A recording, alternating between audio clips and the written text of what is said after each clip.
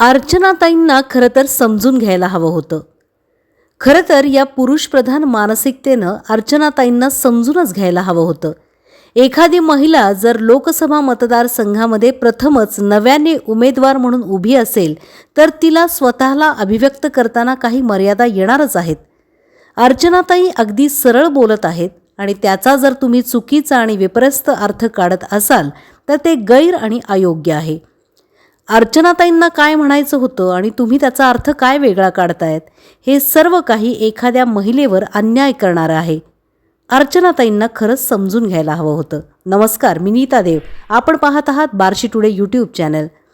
धाराशिव अर्थात उस्मानाबाद लोकसभा मतदारसंघात राष्ट्रवादी काँग्रेसच्या वतीने अर्चना पाटील यांची उमेदवारी जाहीर झाली. लगेच त्या केवळ तुळजापूर विधानसभा मतदारसंघाचे आमदार राणा जगजितसिंह पाटील यांच्या पत्नी आहेत म्हणून त्यांना उमेदवारी मिळाली असा अर्थ काढणे हे एक स्त्री म्हणून त्यांच्या व्यक्तिमत्वावर आणि आजपर्यंतच्या योगदानावर अन्याय करणारं ठरेल.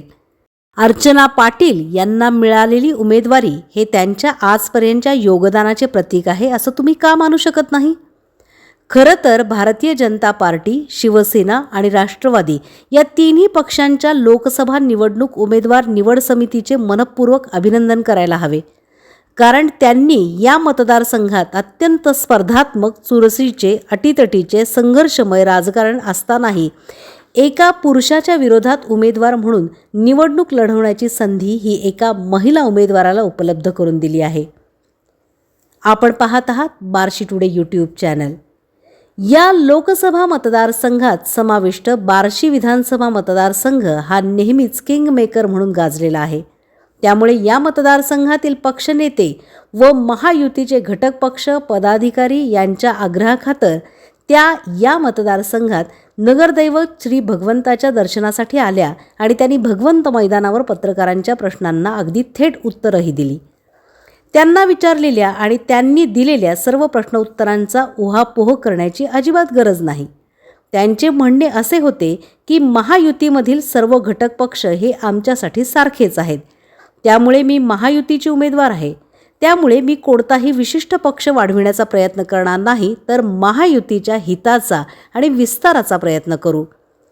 खरं तर इतकं स्पष्ट आणि स्वच्छ सांगितल्यानंतर त्यांनी घेतलेली परिपक्व, उदार, मतवादी आणि सर्व समावेशक भूमिका लक्षात घेणं गरजेचं होतं. परंतु त्यांच्या वक्तव्याचा संकुचित अर्थ काढून त्याला विपरीत वळण लावण्याचा प्रयत्न होत आहे आणि तो गैर आहे. तो एका स्त्रीवर अन्याय करणारा आहे असं मला वाटतं.